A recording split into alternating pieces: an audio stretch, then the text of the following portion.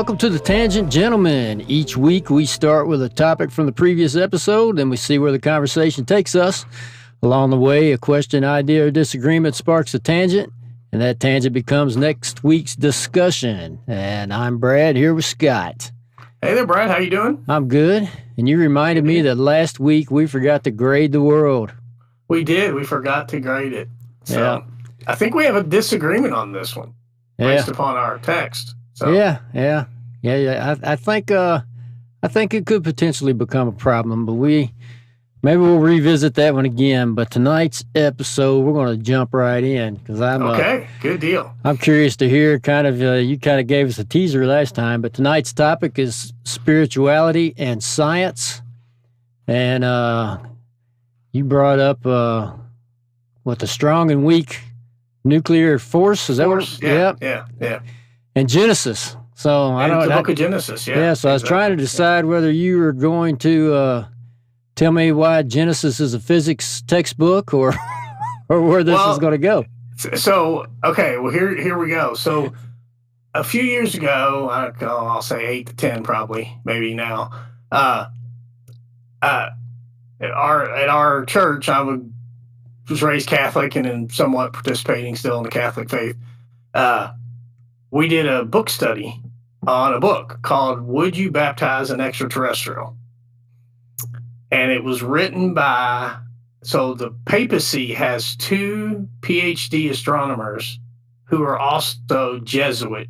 Like one's a priest, one's his brother, but they're both theologians, right? Mm-hmm. And so that was a question. They said they have a website where people can submit questions like, what's the church's take on this scientific topic? And they said one of the questions that they get asked the most is, would you baptize an extraterrestrial?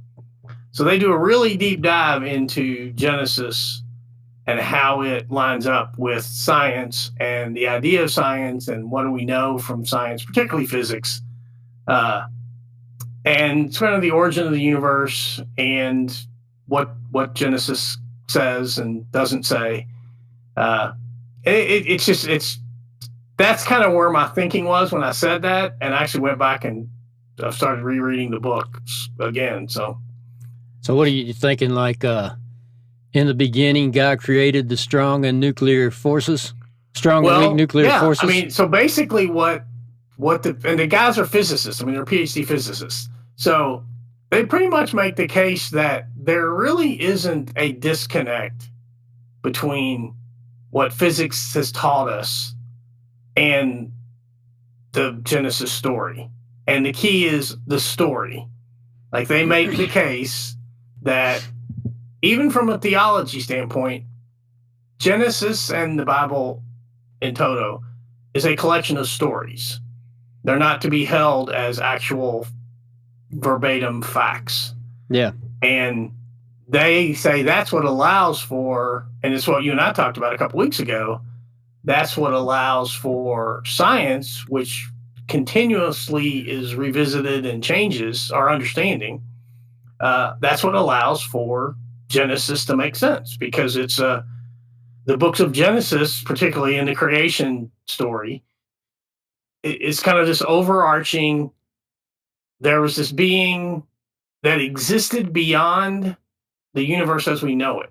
And that's kind of the precursor for what happened in the Big Bang as well.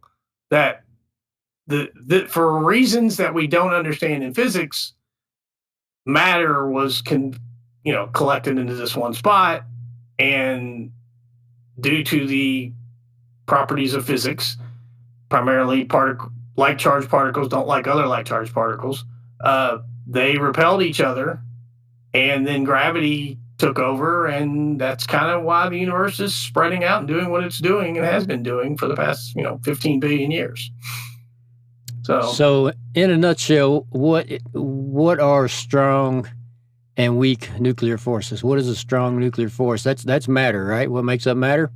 Yeah. So charged particles, electrons, protons, and neutrons, follow certain patterns. Like particles repel, opposite particles attract. And that's true for things that are outside of the nucleus, okay? But inside of the nucleus, there are these 2 sets of forces, the strong and weak nuclear forces, that make subatomic particles, things like quarks, muons, leptons, these particles that are smaller than protons, smaller than electrons, or smaller than neutrons. There are forces that hold those together that we don't quite understand yet. But they do hold those particles together, even though at times it seems like they shouldn't.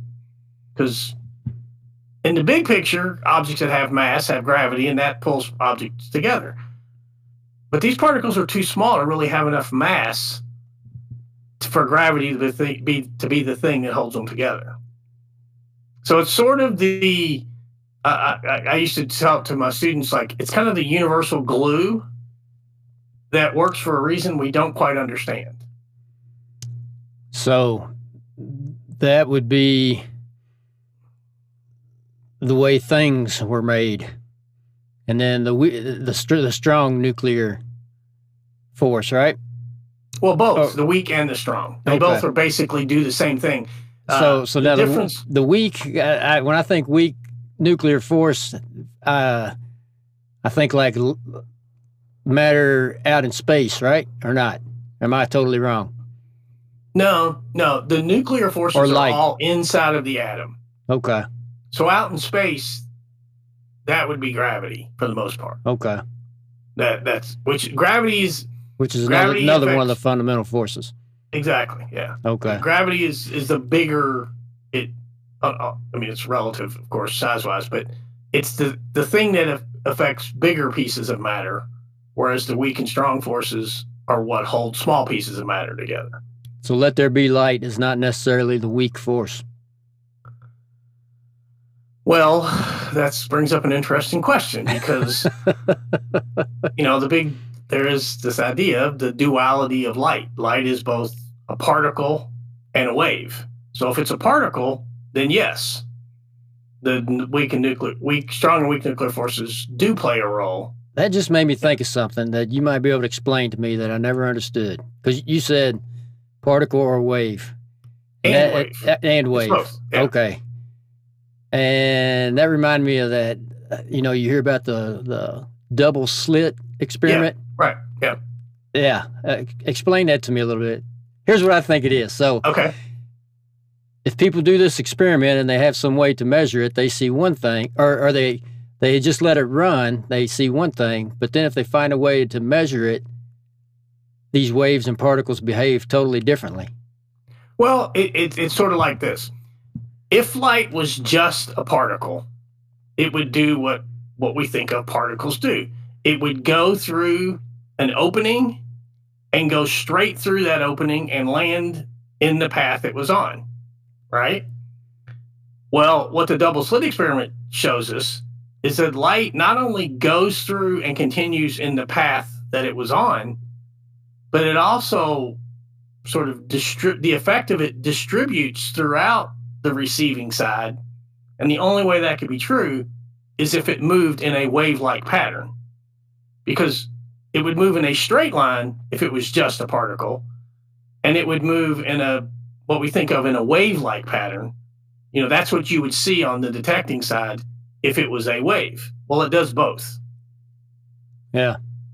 And so light is both a wave and a particle, which is, to me, when we talk about we don't understand the universe, we've talked about this a couple times, that physics is the rules of the universe. Mm-hmm. That's in that category. Like, how is that a thing? How does that make sense? Yeah. That something can be both. And I think it's because we don't understand totally what those words mean in the real practical sense, Yeah. And I mean, obviously, last week's guest Connor knows more about this, so he could provide some more insight from the physics standpoint. But I know quirk was a Wordle word this week. Or last week. One. No, it was just it was this weekend, because my wife mentioned it to me. She said, "I'm sure you got it right away." I'm like, "Yeah, I don't know. I'm very conservative in my Wordle play. I always I want to get it right, so I take my time and I'm very deliberate." So then you, from what I'm hearing from you think spirituality and science are very compatible. Yeah, very much so. Okay. And this book just reminded me of it. Yeah. That the idea that you have to separate the two is really not consistent with a learned theologian. You know, if you are truly, I mean, I'm presuming these people who are members of this religious order, the Jesuits historically were the most learned, most educated people in the church, and I think that tradition is continued on. I mean, when you think about like a lot of the universities that were founded in the Catholic faith were founded by Jesuits. That's a sect of, you know, and I'm not saying the others are not intelligent people, or I'm not saying that, but historically the Jesuits were some of the most learned. Well, I mean, back when it all started, there were probably a very small percentage of people that could read. Oh yeah, sure, right. I mean, that was, up until what, 1500s. Yeah, that was the big issue. That when once Gutenberg decided, he didn't decide, but he made the printed press and they made the Bible, and suddenly everyone's like, oh, this is what they're saying. Yeah, this is where they get these ideas. So, but yeah, so that book, one of the things they do, which I like about it a lot, they go to different places as they discuss topics, and the first chapter is all about Genesis. And they go to the Art Institute of Chicago, which is I really like that art museum. Mm-hmm. And they go to different paintings and they talk about how does this painting represent a topic that we're wrestling with. This idea of like the cosmology in Genesis. What does it mean that God created the world in 6 days and on the day seventh? And what is that represented in anything here and in any of the art here? And a couple things that I really like, and that I was reminded of. Do you know the painting? It's called Sunday Afternoon on La Grande Jetée.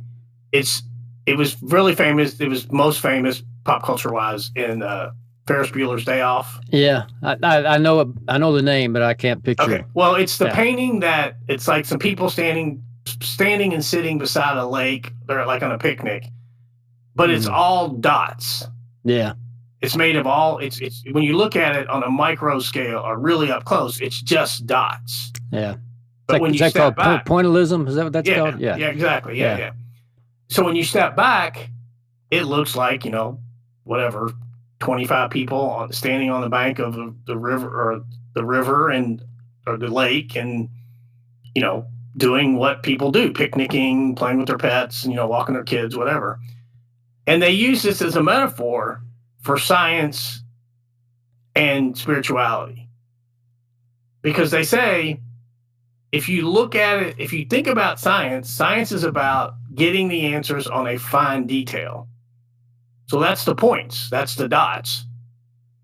But we all agree when you step back, there's a picture there. Mm-hmm. And that's spirituality. Yeah.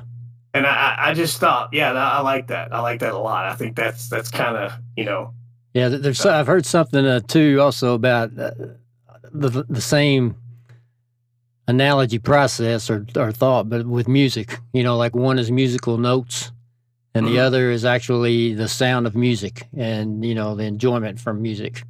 Yeah. Kind of same thing. That's absolutely. Because I mean, it's funny. I know you're.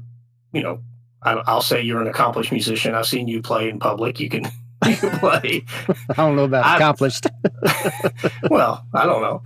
You play. You're good enough to play out in public. So people can recognize the song I play. People recognize the song, and you bring joy. That's what I like. But I've tried and tried and tried to learn to play a musical instrument. And people say to me all the time, I can't believe you can't do that, particularly my wife and my son. You're so mathematical. It should make perfect sense to you. And I just cannot make that leap you just described. Yeah. I cannot get from notes on a piano to music. Yeah. Because to me, they're just single increment. And I never thought of it until you just said that. Like, they're just... To me, they are individual things, not a collection of things. So what do you feel, it seems like, you get to a point with science and you keep digging deeper and deeper into something, you finally get to a point where, like, well, what was the step before this? You know, you always get to that unknown.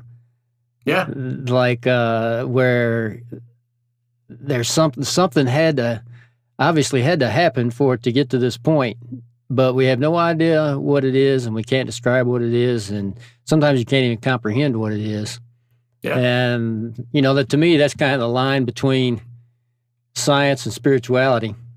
Right. And that's why last week when we said this, that's the first thing that comes to mind with me is the strong and weak nuclear force. Because, you know, people will say to me, oh, science can explain everything. You know, religion's just silly.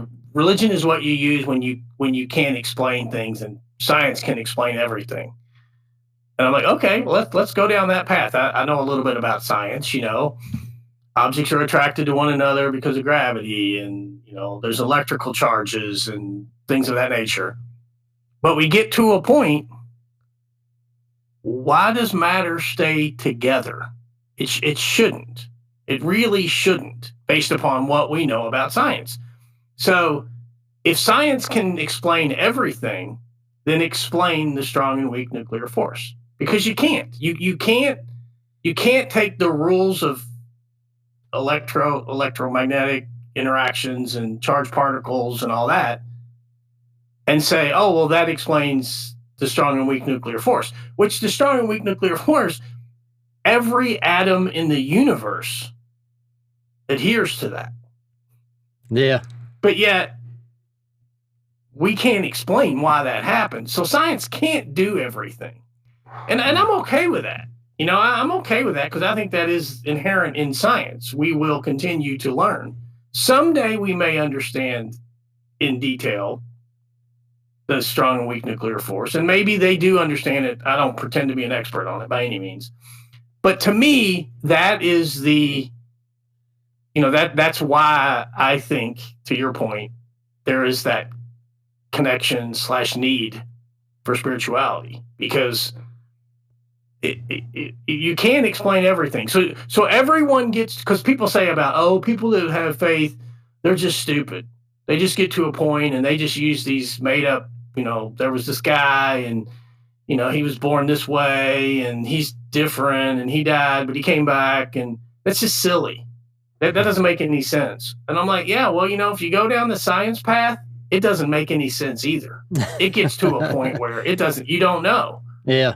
You know? Yeah. And so that to me is why you can't. And this book does a good job of that. I actually read something else this weekend that reminded me of it.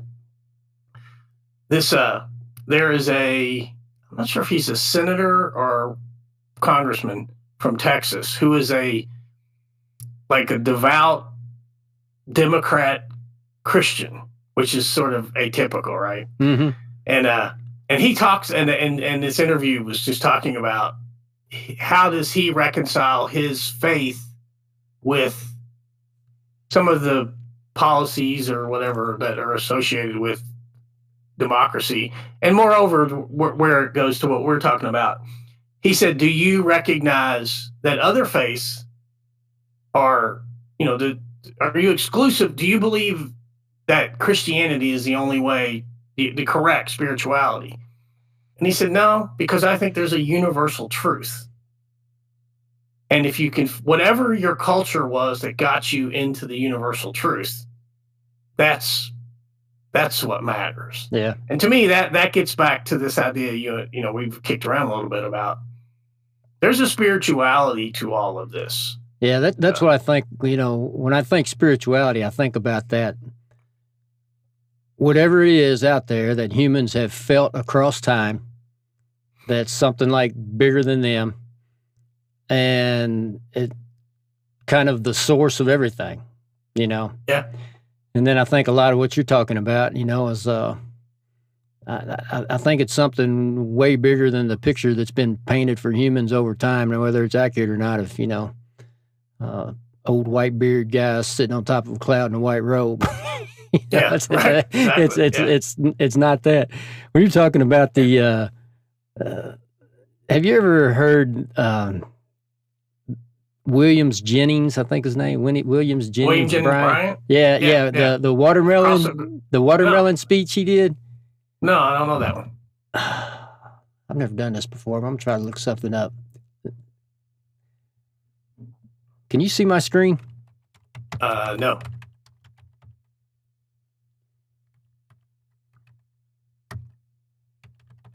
Williams Jennings. I wonder if I can share my screen with you.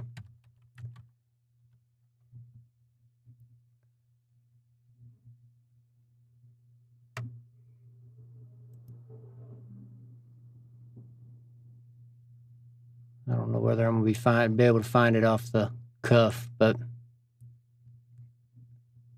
Well, just give me the rough draft. That's okay. Oh, I wish I could read it here. Let me see here. Site can't be reached. Well, basically, it's something like, he's talking about how a watermelon seed has everything in it to become a watermelon. And it has everything in it to multiply its weight 200,000 times and create this rind that's more beautiful. This exterior is more beautiful than any painting, and an interior rind and flesh with however many more seeds that can do the same thing. And basically it ends with, when somebody can explain to me how all this happens in a watermelon seed, you can expect me to be able to explain the mysteries of God, or something like that. I probably butchered that, but that's basically the gist. And, it's, but I was thinking about what got me thinking about seeds. We were thinking about the strong, weak nuclear forces. It reminded me of that watermelon story. And, if you think about a seed, I know up to a certain point, if I use the wrong terms, let me know, but science knows that it's of this genome, so it has this DNA in there. So this tomato seed is always going to become a tomato. It's not going to grow into a green pepper. And if something goes wrong with it, it just won't produce at all.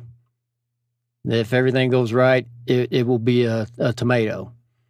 And, you start thinking about DNA is a blueprint for that tomato, right? Yeah.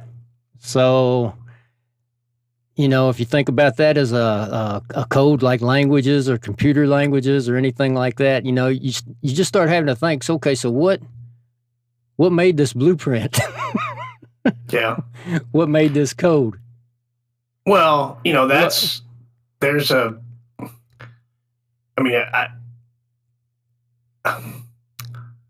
there's one version of explanation that is, there are these fundamental molecules that are unique to everything, anything that was ever alive.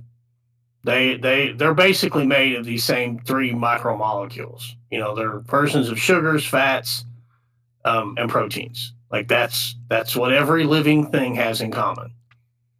And so what DNA does is it codes for those. Mostly, pretty much it codes for the proteins.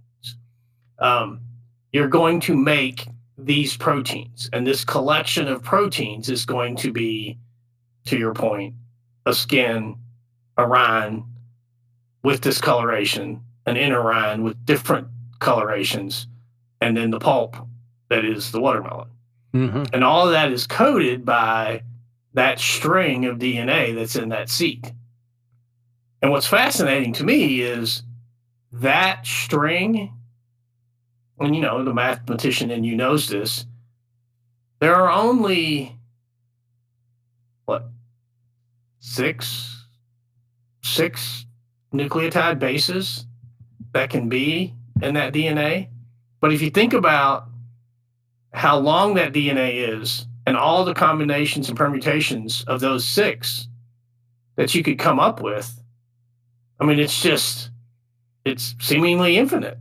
And so I said, the explanation is the Earth is, or the universe is about 15 billion years old, and the Earth's about 4 billion years old. over 4 billion years, those combinations and permutations, the ones that were successful, continued. And that's the basis of natural selection. That's the basis of evolution. The successful species, whether it's a fruit or a creature that walked and talked or whatever, the ones that were successful are the ones that lasted. And the ones that weren't successful, we don't know about anymore because they're not around. They're not around, and their progeny are not around. It's interesting because I have conversations with my friends, my atheist scientist friends. And they're like, yeah, well, doesn't that tell you right there that God doesn't exist? I'm like, it doesn't tell me that because there's a code. Yeah. To me, it's the exact opposite. I mean, you keep drilling back. I mean, if you're talking about evolution, you can talk back to the generation before and the generation before and the generation before, and you can keep doing that. But eventually, you're going to have to get to, and I don't think I'm wrong in this, but at some point, there was something that was not alive that became alive, right? Yeah. I mean, right. And it learned how to replicate itself. It learned. Yeah, I don't know if it learned how, but it started replicating. Right. And that's that just reminded me. So I'm gonna write that down as another tangent.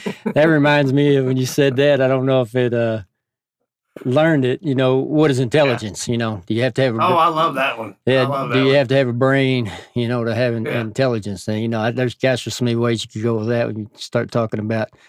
The first thing that comes to mind to me is fungi. Yeah, exactly. Yeah. But what was I talking about? Oh, so you get back to a point, where they start self-replicating and then they evolve to repair themselves when things don't go wrong, right? And then and then you get into that point where they start creating themselves, or if I don't know if that's the right word, but they start fixing things to be more and more successful and for whatever their purpose is. Yeah, I don't think that's not. I don't think that's the explanation. I think it's they made that thousands of them were created, and some survived. 950 or 990 of them didn't make it. But then, but the 10 or 50 that did make it, they start improving. Then every right? one of their progenies, every one of their offsprings had that trait. So that trait became or something better.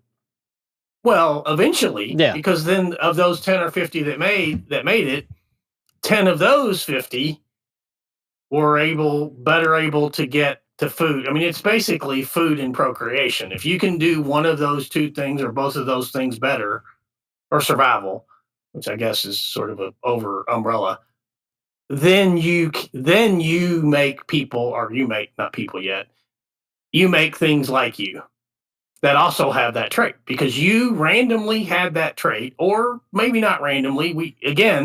This gets into the spirituality argument, right? Did that creature randomly have that trait, or was it part of some design to have that trait? Well, you personally think, you hit on that earlier. I mean, it's so finely tuned and precise, right? I mean, can you just keep getting? I had this argument with my atheist son the other day.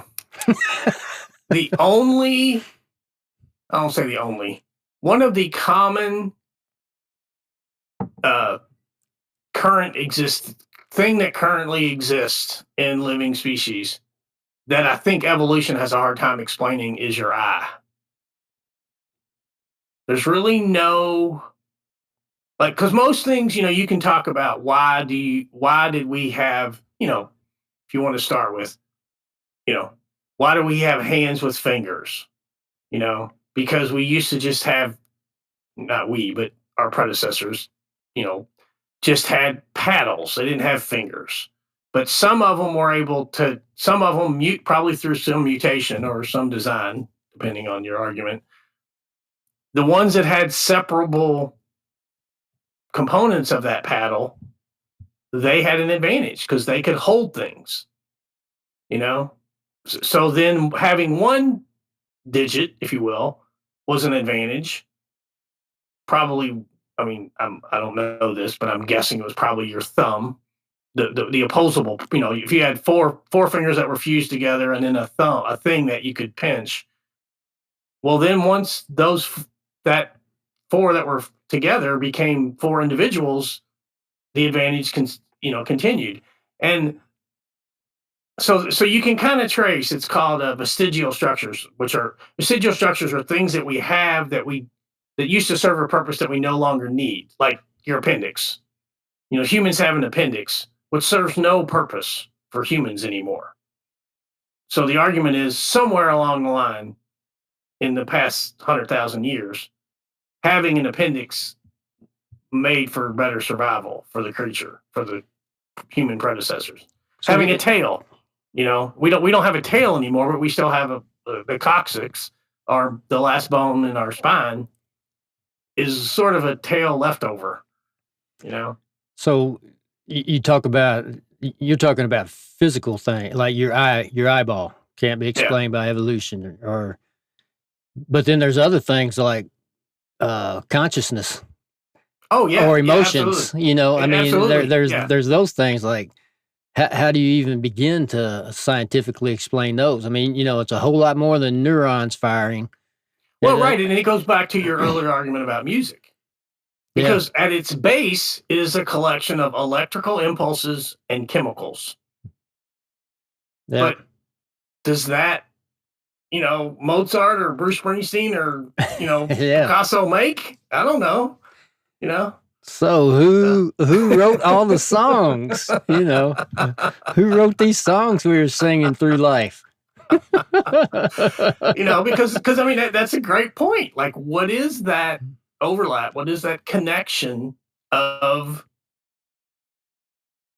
whatever to make that both art and consciousness and intelligence? Because those aren't like easily identifiable things. We can say if we analyze your brain when you're put in this situation, you have these types of brainwaves. Okay, you do. But you know what? There are also people that are able to navigate that experience and not have those types of brainwaves. Yeah. Yeah. So. Yeah, like I watched a show one time. I don't remember the name of it, but they put this Navy SEAL, they put him through a stress test, and all his vitals actually slowed down and got calm. Yeah. He was just wired differently. Right. Which are those people just those people, or can you train that? Can you condition to develop that? I think they probably can condition. Probably both. Yeah. Probably so. You and I both know. At first, I don't know. It's funny. I think about like teaching. Going into a classroom full of 30 high school teenagers. And like the stress that used to be associated with that. And then roundabout, I don't know, year 4, year 5. Yeah. You're just like, oh, hey guys, how's it going? Yeah. It's just, it's not stressful anymore. It's a challenge for a lot of reasons, but it's not stressful. It's like, professional athletes talk about that. The game just slows down for me. Mm-hmm. And I felt like that.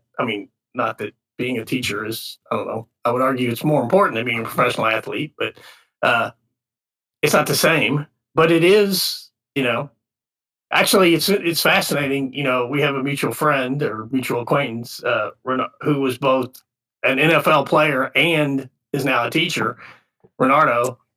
And he and I have great conversations about how he uses his NFL experience in the classroom as far as structuring the day and doing like the similarities. And he early on, he was like, I'm just so amazed how similar it is. And I'm like, yeah, I'm not. And that's why I knew early on, I thought you were going to be a really good teacher because you could, obviously I've never played in the NFL, but you can recognize the skill set and the need and the value of the skill set, which I think is also part of being a good classroom teacher. There's just there's a lot of truth to that just in sports in general. I think a lot of the life lessons you learn and take on from sports, participation in sports at any level, even if it's just youth level. Oh yeah, for sure. You carry those with you forever.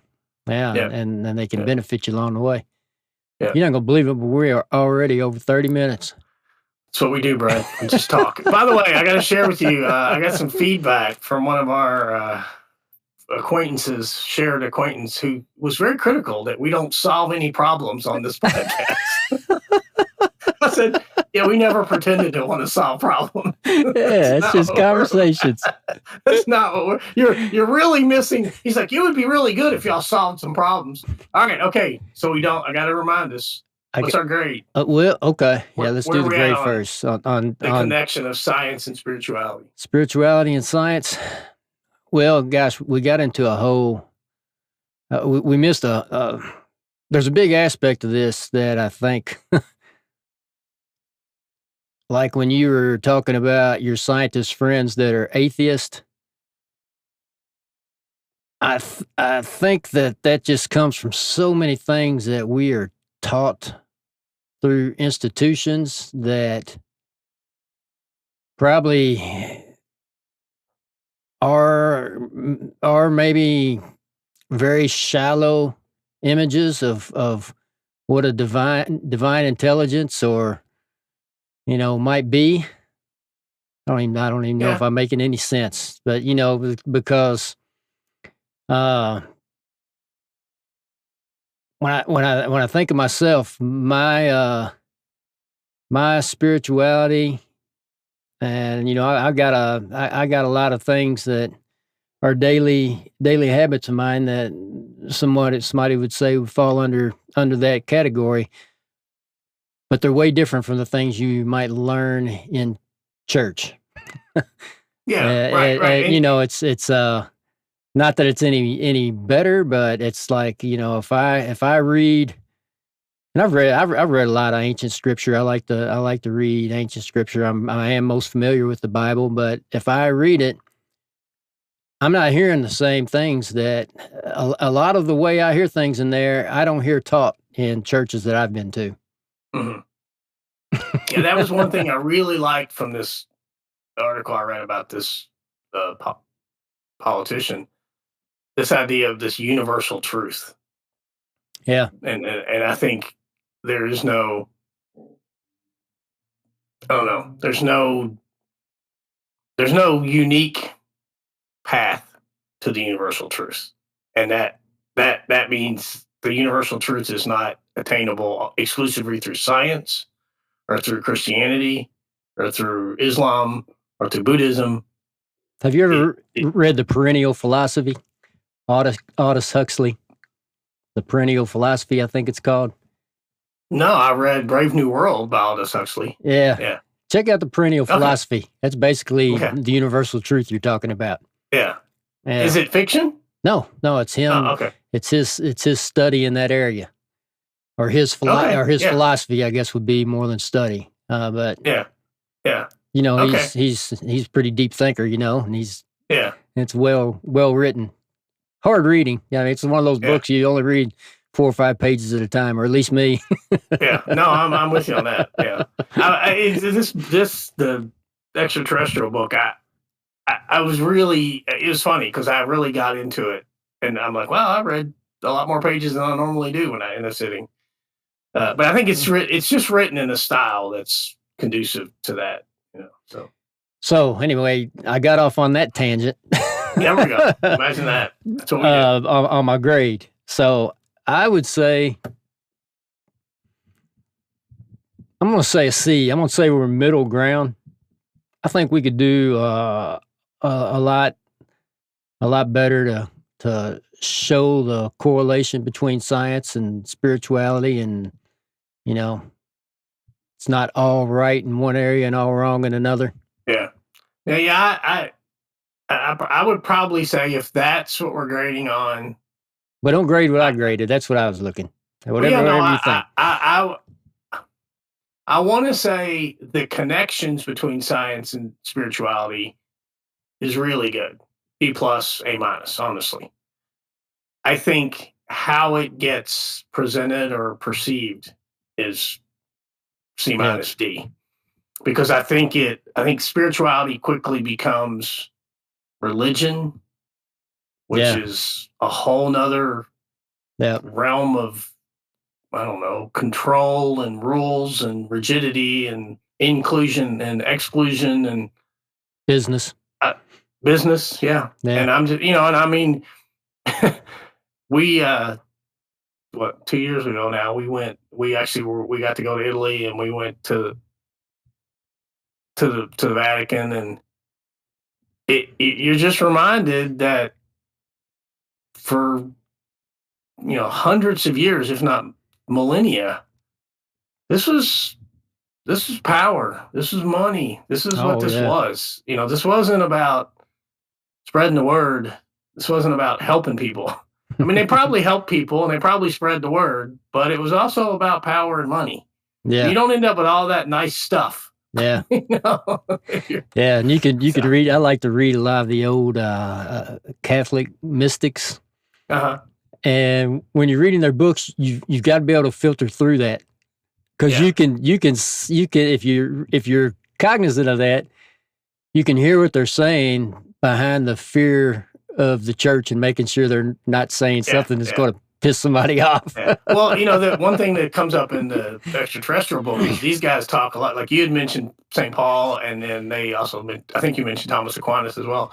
And they talk about, exactly that. That when you look at their readings or their writings and you read it, and you look at it at the lens, they were kind of scientific, but they weren't necessarily right out front scientific. Yeah. Because they couldn't be. Yeah. So. All right. Well, let's pick our topic for next week. All right. Well, you're the note keeper. We didn't solve any problems, but let's go on here. All right. We talked about art. We did. Okay. I'm going to push back on our critic. I don't know if he's watching or listening. He says he watches every week, but okay. You probably know who I'm talking about if you think about it. I think we need our advice. He said, propose any solutions. I think one needs to expand their exposure to other faith traditions. Yeah. If you want to advance your understanding of science and spirituality, expose yourself to other faith traditions and see how they correlate. They line up. Yep. There we go. I can agree with that. Yeah, you'll start finding those universal truths or perennial philosophies. Yes, exactly. All right, we hit on art, we hit on education, we hit on intelligence, and stress response. My writing's always so bad when I do this. I can't even read what I wrote on this one here. Tell me, sir, is this your second or third drink for the evening? I wrote time slows down. What was that? Oh, because we're talking about sports. Oh, when you get better at sports, you okay. You see the world. So you know why I wrote that? Have you ever been in a situation where time really slows down? Like you kind of see that. Yeah. Like there's a couple times I've had that happen to me. Two that stand out. One, I was in a car wreck with my kids. Oh, wow. That's exactly my example. I got hit. A guy was messing with his radio. I could see him coming over the hill. I could see him looking down at his radio. I knew he wasn't going to stop. We were standing still to park in, and he hit us 60 miles an hour in the rear end. Knocked us into the other lane, and a full-size truck hit us head on. So we got... Oh, my gosh. And I swear, first time slowed down. I mean, I could see... We were spinning like in slow motion. I was putting my arm on Brent in the front seat to keep him from hitting it. I mean, I was moving second by second. In something that it was probably 2 seconds, it seemed like about 30 seconds. Yeah. And then from that point, and I wasn't knocked unconscious because I asked about that. But then the next thing I know is the ambulance is there. Everybody from the daycare we were pulling in to drop the kids off were out at the street. And it was like, bam, time went so fast. So it went from being super slow to super fast. Yeah. Well, mine was going to work. My first year teaching at Fair Dogs on I-65. And there was a pickup truck, and they had rolls of insulation. And one of them came off. And it was exactly like you said. I saw it. I thought, well, that's not tied down. And it came on. It was the pink Owens Corning, right? And it comes off. And I just see it. And I'm like, wow, that's just like going to land right in front of me. And it landed on one side of my car, and it got stuck under my tire. So I spun around 270 degrees, so I'm perpendicular to traffic on I-65. Mm-hmm. And I'm like, that person's going to hit me. Oh, they hit me. And it just crushed my car, right? And moved me. And I just remember sitting there. And the funny thing is, it was just a shower of pink, like particles, like the insulation that had just gotten shredded. It was just falling down around me. And I was just sitting there. And I was just like, I hope that lady that hit me is okay. And I was like looking out, and I was fine. She was fine. But it was exactly that. Like, you see the precursor to the event happens. Yeah, but I didn't have the accelerated part. Mine was just that. And then then everybody stopped, and I was like, okay, everyone stopped. I'm going to get out of my car now if I can. And I had to go out the other door. But yeah. So, it's crazy. What's that tell you about time? What is time? Who knows? Yeah. I don't know. It's according to this book, it's mass. It's the compression. According to Einstein, it's the compression of mass. Light. It's the compression of mass. It's gravity's effect on light is what time is. We also talked about consciousness, and we talked about, what does this say up here? Sports and church. Man, that's a lot. Now, I did know, though, you got it. I saw your eyes light up when we talked about what is intelligence. Oh, yeah, I did. They did. Because that's been like, since I came back to work with you, that's kind of been my quest. Let's define intelligence. What does it mean to be intelligent? Yeah. So that's kind of been my universal quest. I've been trying to, I want to do that because I want to hear your take on what is intelligence. What is intelligence?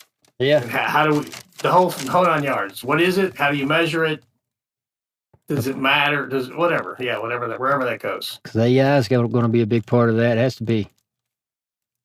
Yeah, and for part of that conversation. Yeah. I'll have to share my Ken Jennings story. Did I tell you I met Ken Jennings? Yeah, it's a great story. It was at the Idea Festival one year. Maybe, I think he moved on by then, but he came to the Idea Festival one year, and I met him. Oh, cool. It was great. Yeah. It was a great conversation. So, yeah, we haven't talked about your Jeopardy outing. We need to. Oh, yeah. Well, I don't talk about that a whole lot. But. All right, man. Well, you know what we forgot to do? What's you that? Didn't musically intro us to this week. Oh, I'll put that in. I got some extra footage there. Yeah. Okay, I didn't know how that works. Yeah, so, I just hit record a little early, and then I put it over on this side. So you're the tech genius. All right, well, this is good. Yeah. I really like this one. We'll see everybody next week with What is Intelligence? All right. See you guys.